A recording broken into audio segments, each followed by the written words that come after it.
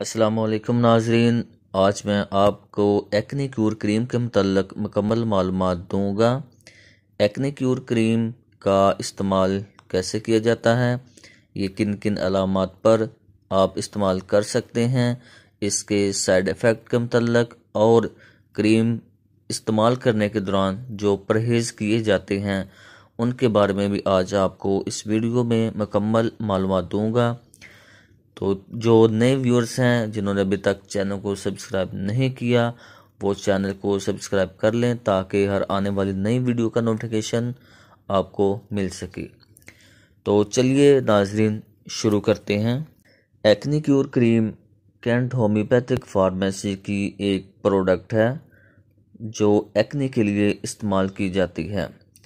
नाम से ही ज़ाहिर है एक्ने क्यूर यानी कि एक्ने को ख़त्म करने वाली, एक्ने को ठीक करने वाली क्रीम। तो इसका इस्तेमाल पिंपल्स पर नहीं किया जा सकता क्योंकि ये सिर्फ दानों के लिए है। दानों और पिंपल्स में फ़र्क है, इसलिए अगर आपके चेहरे पर एक्ने है तो आप इसे इस्तेमाल कर सकते हैं। अगर आपके चेहरे पर पिंपल्स बने हुए हैं तो एक्ने क्यूर आप इस्तेमाल नहीं कर सकते। इसके लिए अलग क्रीम पिंपल्स क्यूर होती है, उसके लिए भी वीडियो मैं अपलोड कर दूंगा, आप वो भी देख लें। अगर आपके चेहरे पर पिंपल्स हैं तो आपने कौन सी क्रीम इस्तेमाल करनी है और उसका मुकम्मल तरीका भी। तो एक्ने क्यूर का जो इस्तेमाल है वो सिर्फ एक्ने के लिए ही किया जाएगा। एक्ने चाहे जैसे भी हों, आपके चेहरे पर एक्ने चाहे रेडनेस हो उनमें, चाहे सिंपल हों, चाहे ब्लैक हों या ब्राउन हों, आप एक्ने क्यूर का इस्तेमाल कर सकते हैं। ऐसे अफराद जो स्टेरॉयड क्रीम्स का इस्तेमाल लंबे अरसे से करते आ रहे हैं, उनके चेहरे पर एक्ने बन गए हैं, तो एक्ने क्यूर थोड़ा लंबे अरसे के लिए ही इस्तेमाल करना पड़ेगी। स्टेरॉयड्स क्रीम करने वाले अफराद में ये इतनी जल्दी असर नहीं करती। यही वजह होती है कि अक्सर लोग शिकायत करते हैं कि हमने ये इस्तेमाल की है, हम ठीक नहीं हुए।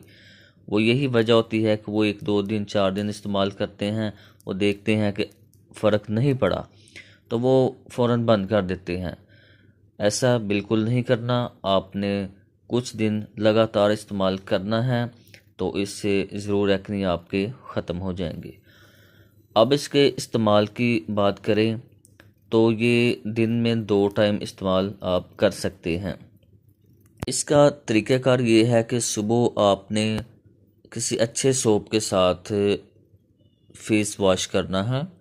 आप इसके लिए एक्ने सोप भी आता है, आप वो भी ले सकते हैं। अगर आपके पास वो अवेलेबल नहीं है, अगर आप वो नहीं ख़रीद सकते तो आप कोई भी एंटीसेप्टिक साबुन लेना है। आपने कोई भी तेज़ खुशबू वाला साबुन नहीं लेना या लोकल साबुन नहीं लेना। अच्छी तरह फेस वॉश करने के बाद आप फेस पे जो पानी है उसे खुश्क होने दें। उसे किसी गंदे कपड़े या टॉवल से साफ़ हरगिज़ ना करें, आप उसे फेस पे ही खुश्क होने दें। खुश्क होने के बाद आप क्रीम ऊपर अप्लाई करें और क्रीम अच्छी तरह जो है ना वो एक्ने के ऊपर लगाएं। बिल्कुल हल्की हल्की नहीं लगानी, आपने अच्छी तरह लगानी है जिससे एक्ने कवर हो जाए।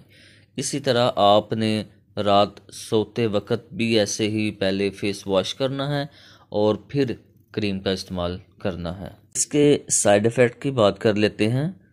इसके साइड इफ़ेक्ट में बाज़ दफ़ा जिन लोगों की स्किन ज़्यादा सेंसिटिव होती है उनकी फेस पे जो है ना वो रेडनेस हो जाती है। रेडनेस हो जाती है, उसमें हल्की सी जो है ना वो ख़ारिश और जलन सी फील होती है। लेकिन इसमें परेशान होने की ज़रूरत बिल्कुल नहीं है।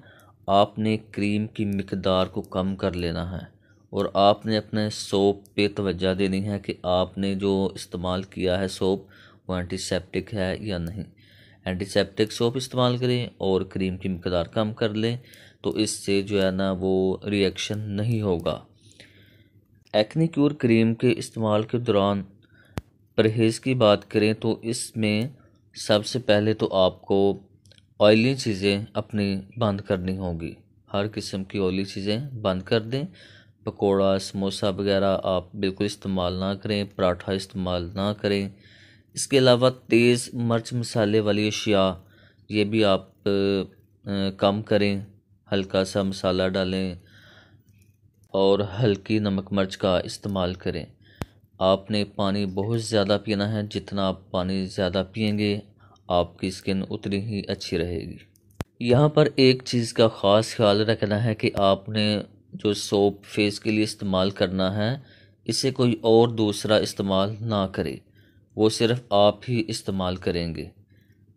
اور کریم بھی صرف آپ نے ہی استعمال کرنی ہے، آپ کی کریم کو دوسرا استعمال نہ کرے یا آپ کسی دوسرے کی کریم استعمال نہ کریں، اس سے بھی جو ہے وہ سکن کا ری ایکشن ہو سکتا ہے۔